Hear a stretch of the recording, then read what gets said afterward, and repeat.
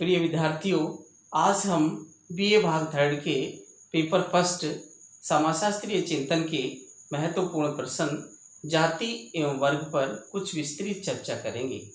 पिछले वीडियो में हमने जाति किसे कहते हैं, जाति का अर्थ, परिभाषा एवं विशेषताएं, इसके साथ साथ जातीय व्यवस्था में परिवर्तन करने वाले कारक व जाति के उत्पत्ति सिद्धांत पर कुछ विस्तृत चर्चा की थी। उसी कड़ी को आगे बढ़ाते हुए आज हम वर्ग क्या है, वर्ग की क्या विशेषताएं हैं तथा जाति एवं वर्ग में क्या अंतर है पर कुछ विस्तृत चर्चा करेंगे। वर्ग संगठित व्यक्तियों का एक ऐसा संग्रह है जो अपनी आजीविका एक ही प्रकार के साधनों के माध्यम से कमाता है, उसे वर्ग कहा जाता है। जैसे पूंजीपति वर्ग, कृषक वर्ग, मजदूर वर्ग आदि। यहाँ हम वर्ग की परिभाषाओं पर कुछ विस्तृत चर्चा करें तो हम कहेंगे कि वर्ग के अंतर्गत सामान्यतः व्यक्तियों की परिस्थितियां समान आधार पर देखी जा सकती हैं, अर्थात एक वर्ग के अंतर्गत रहने वाले व्यक्तियों के पद, स्थान एवं स्थितियां अधिकतर समान आधार पर ही पाई जाती हैं। वर्ग को विभिन्न विद्वानों ने अलग अलग परिभाषाओं के आधार पर समझाने का प्रयास किया है। ऑकबर्न कहता है कि वर्ग संगठित व्यक्तियों का एक ऐसा समूह है जिनकी समान सामाजिक परिस्थितियां पाई जाती हैं। समान सामाजिक परिस्थितियों से अभिप्राय ये है कि एक वर्ग के अंतर्गत रहने वाले व्यक्तियों के पद, स्थान एवं स्थितियां समान प्रकार की पाई जाती हैं दूसरे वर्ग की अपेक्षा। कार्ल हेनरी मार्क्स ने सामाजिक वर्ग की अवधारणा को स्पष्ट करते हुए कहा कि आजीविका उपार्जन हेतु उत्पादन के साधनों पर अधिकार रखने वाले व्यक्तियों के संग्रह को, जिस पर संपूर्ण अधिकार एक समूह विशेष का होता है, उसे ही वर्ग के नाम से जाना जा सकता है। अर्थात ऑकबर्न व कार्ल हेनरी मार्क्स वर्ग को सामान्यतः एक पद, स्थान एवं स्थितियों के आधार पर व उत्पादन के साधनों के अधिकार के आधार पर समझाने का प्रयास कर रहे हैं।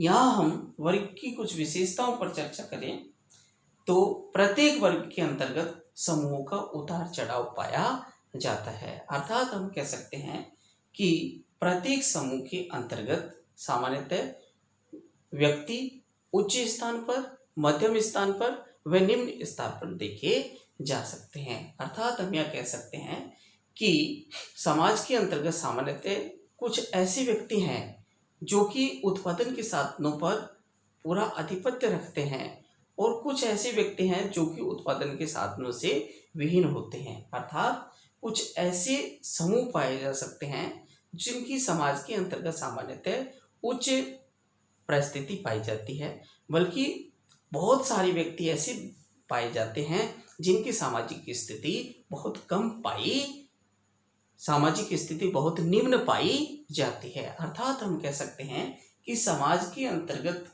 वर्ग में उतार चढ़ाव इस प्रकार से पाया जा सकता है जिस प्रकार से एक पिरामिड होता है। अर्थात जिस प्रकार पिरामिड के नीचे बहुत सारे व्यक्ति या स्थितियां पाई जा सकती हैं तथा पिरामिड के ऊपरी भाग में बहुत कम व्यक्ति देखे जा सकते हैं। अर्थात हम कह सकते हैं कि सामाजिक वर्गों के अंतर्गत सामान्यतः उतार चढ़ाव की स्थिति पाई जाती है, जिसमें कुछ वर्ग के व्यक्ति ऐसे हैं जिनके पास अधिक प्रभुत्व पाया जाता है तथा बहुत सारे व्यक्ति ऐसे हैं जिनके पास निम्न प्रभुत्वता की स्थिति देखी जा सकती है। इसके साथ साथ कहें कि वर्गों के अंतर्गत समान परिस्थितियां पाई जाती हैं। अर्थात एक वर्ग के अंतर्गत रहने वाले व्यक्तियों के पद, स्थान एवं स्थितियां समान आधार पर देखी जा सकती है, जिस प्रकार कृषक वर्ग, कर्मचारी वर्ग आदि। इसके साथ साथ कहें कि प्रत्येक वर्ग के अंतर्गत ऊंच नीच की भावना देखी जा सकती है। अर्थात प्रत्येक वर्ग के अंतर्गत रहने वाले व्यक्तियों में उच्चता के साथ साथ निम्नता की स्थिति भी पाई जाती है। तथा एक वर्ग के अंतर्गत रहने वाले व्यक्तियों में अपने वर्ग के प्रति हम की भावना पाई जाती है। इसके साथ साथ हम चर्चा करें कि प्रत्येक वर्ग के अंतर्गत संगठन की भावना देखी जा सकती है, अर्थात एक वर्ग के अंतर्गत रहने वाले व्यक्तियों में संगठन की भावना मौजूद पाई जाती है। इसके साथ साथ कहें कि प्रत्येक वर्ग की आवश्यकताएं एवं लक्ष्य प्राप्त करने के लिए व्यक्तियों में संगठन के साथ साथ एक प्रकार की चेतना उत्पन्न होती है, जिसे वर्ग चेतना के नाम से जाना जाता है। इसके साथ साथ कहें कि प्रत्येक वर्ग के अंतर्गत सीमित सामाजिक संबंध पाए जाते हैं, क्योंकि वर्ग के संबंधों की हम चर्चा करें तो हम कह सकते हैं कि एक वर्ग के अंतर्गत रहने वाले व्यक्तियों में संबंधों में घनिष्ठता अधिक पाई जाती है। इसके साथ साथ हम कहें कि वर्ग के अंतर्गत मुक्त द्वार स्थिति पाई जाती है, अर्थात वर्ग के अंतर्गत समाज में व्यक्तियों का खुलापन देखा जा सकता है, जबकि जातीय व्यवस्था के अंतर्गत बंद स्थिति पाई जाती है। इसके साथ साथ कहें कि प्रत्येक वर्ग के अंतर्गत कार्य की स्थिरता पाई जाती है, अर्थात एक ही प्रकार के कार्य देखे जा सकते हैं एक वर्ग के अंतर्गत। इसके साथ साथ कहें कि प्रत्येक वर्ग के अंतर्गत वस्तु परकता अर्थात उत्पादन के साधन, जिस प्रकार उपकरण, यंत्र व जिनके माध्यम से सामान्यतः व्यक्ति की स्थिति का आंकलन किया जा सकता है, गाड़ी, बंगला, मकान आदि की स्थितियां भी समान आधार पर ही पाई जा सकती है। प्रत्येक वर्ग के अंतर्गत सामान्यतः उपवर्ग भी पाए जाते हैं। उपवर्ग से अभिप्राय है कि प्रत्येक वर्ग के अंतर्गत छोटे छोटे वर्ग भी देखे जा सकते हैं। इसके साथ साथ हम वर्ग विभाजन के आधारों पर कुछ विस्तृत चर्चा करें कि समाज के अंतर्गत भी महत्वपूर्ण कारक कौन कौन से हैं जिनके आधार पर वर्गों का विभाजन किया जा सकता है। यहाँ हम बात करें संपत्ति, धन और आय, अर्थात संपत्ति के आधार पर भी वर्गों को विभिन्न प्रकार के स्तरों के अंतर्गत बांटा जा सकता है।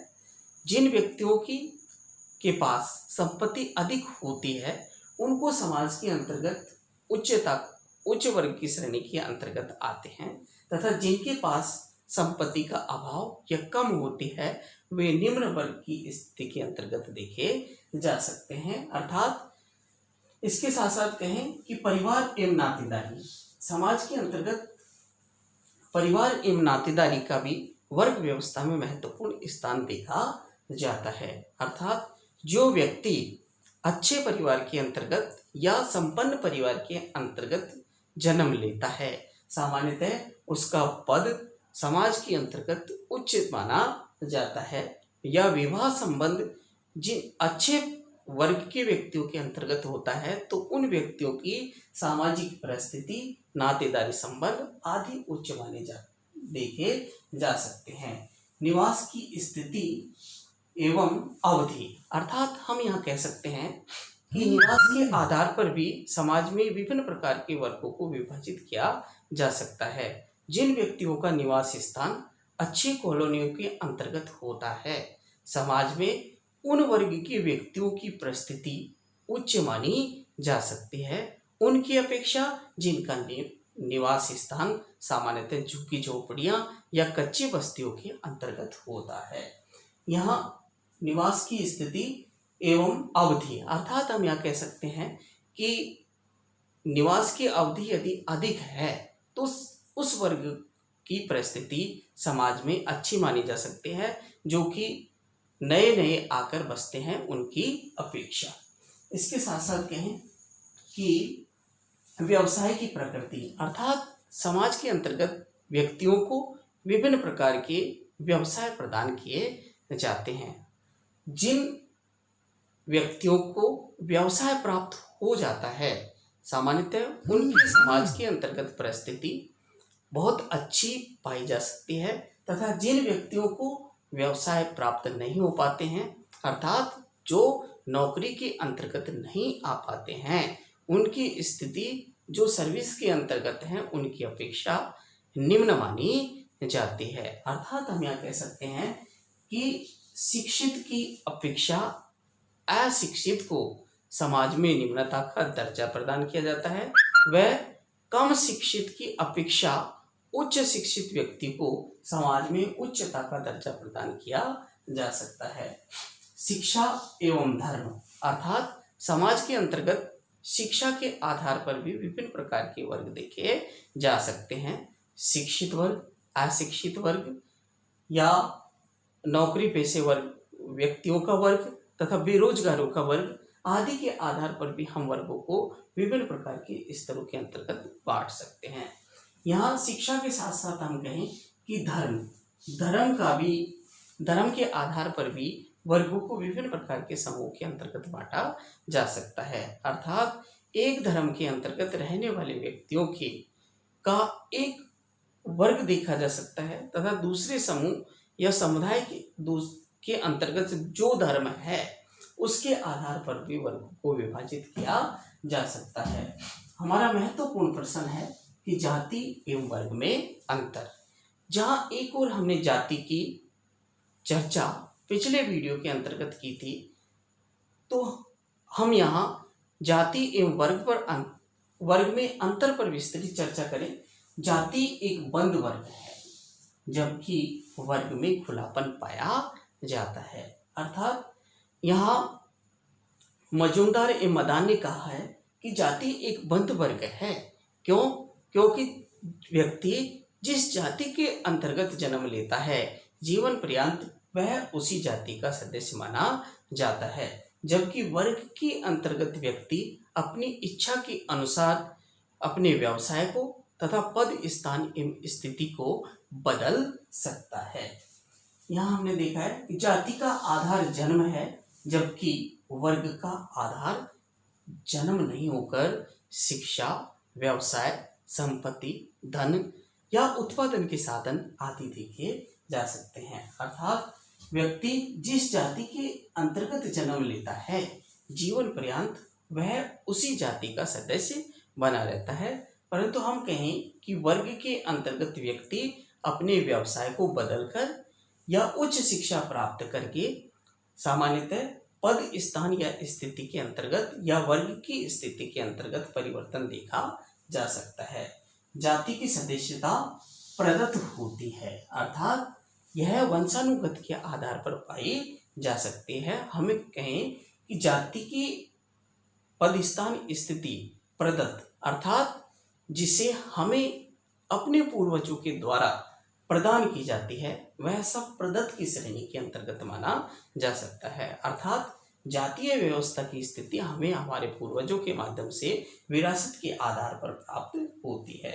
एवं वर्ग के अंतर्गत व्यक्तियों की पद, स्थान, स्थिति प्रदत्त नहीं होकर अर्जित होती है, अर्थात उसे हम दूसरों के द्वारा ग्रहण करने का प्रयास करते हैं। अर्थात शिक्षा के द्वारा, व्यवसाय के द्वारा आदि के द्वारा हम वर्ग की पद, स्थान एवं स्थिति को प्राप्त करते हैं जिसे अर्जित के आधार पर ग्रहण किया जा सकता है।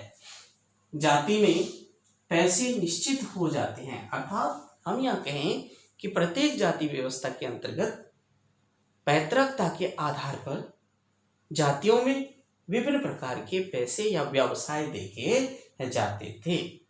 अर्थात जो जिस जाति के अंतर्गत जन्म लेता था उसको उसी जाति के अंतर्गत व्यवसाय प्राप्त होता था, जबकि वर्ग व्यवस्था के अंतर्गत आवश्यक नहीं है कि हम जिस वर्ग के अंतर्गत आज काम कर रहे हैं जीवन भर या जीवन पर्यंत उसी वर्ग के अंतर्गत काम करें। सामान्यतः व्यक्ति अपनी पद, स्थान एवं स्थिति में परिवर्तन कर सकता है, चाहे व्यवसाय को देखें या शिक्षा को देखें। सभी स्थिति के अंतर्गत व्यक्ति वर्ग व्यवस्था में अपने पद, स्थान एवं स्थिति को छोड़कर उचित दर्जा प्राप्त कर सकता है, बल्कि जाति व्यवस्था के अंतर्गत एक निश्चित व्यवसाय ही जातिगत देखा जाता है।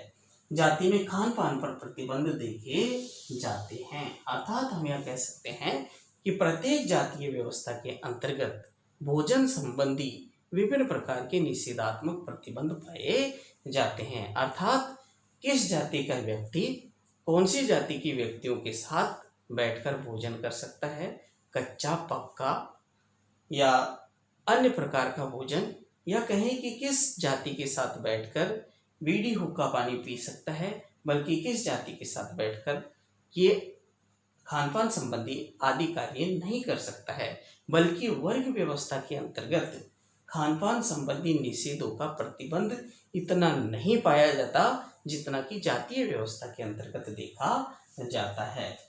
जाति अंतर विवाह देखे जा सकते हैं, अर्थात हम यह कह सकते हैं कि प्रत्येक जातीय व्यवस्था के अंतर्गत रहने वाले व्यक्ति सामान्यतः अपनी जाति के अंतर्गत ही विवाह कर सकते हैं, जबकि वर्ग के अंतर्गत इस प्रकार की स्थितियां नहीं पाई जा सकती है। वर्ग के अंतर्गत स्वतंत्रता देखी जा सकती है कि कोई भी व्यक्ति सामान्यतः किसी भी वर्ग की महिला स्त्रियों के साथ विवाह कर सकता है, अर्थात हम यह कह सकते हैं कि विवाह संबंधी स्थितियों के अंतर्गत भी अंतर पाया जाता है।